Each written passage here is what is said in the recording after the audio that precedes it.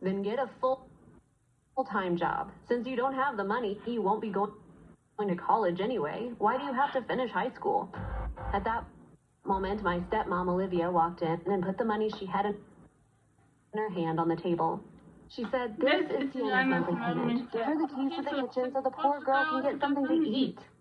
Seeing the money made my dad's eyes light up. He grabbed it and began counting. Then he fished the key out of his pocket and handed it to Olivia. In the kitchen, my stepmom began to make something for me to eat. "Thanks for saving my life again," I said to her. "It's all I make from waiting tables. I have to give your dad $2,500 every month, so unfortunately I can't support you as much as I want to," she replied sadly. "You're doing your best. Also, as a stepmother, aren't you supposed to treat me badly?" I said, giggling.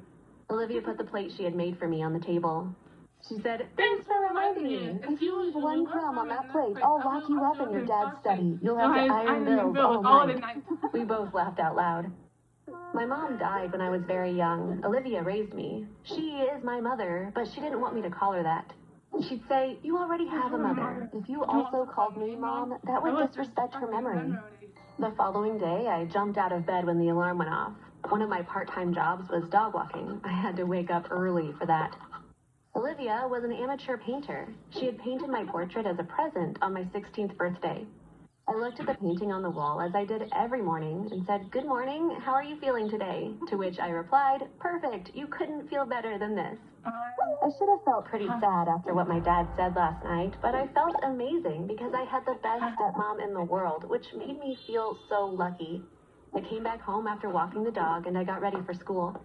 Olivia said, "I wanted to drop you off at school, but there's something wrong with the car's brakes. I better pay a visit to the shop." She kissed me and left. I spent the day at school looking at part-time job listings online. Olivia wasn't there when I got home. I was surprised because she's usually home before me. I called her to find out where she was. Her phone was off. I called the restaurant where she worked. Her colleague said, "Honey, don't you know? Olivia had a terrible car accident on her way to work."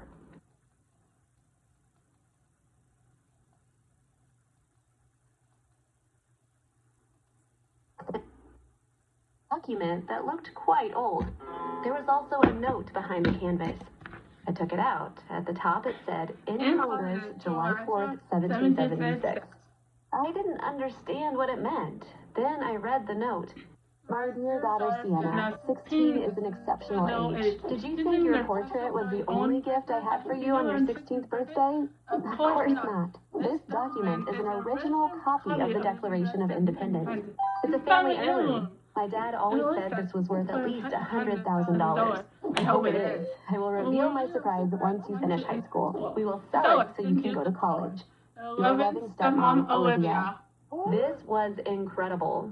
I looked at the document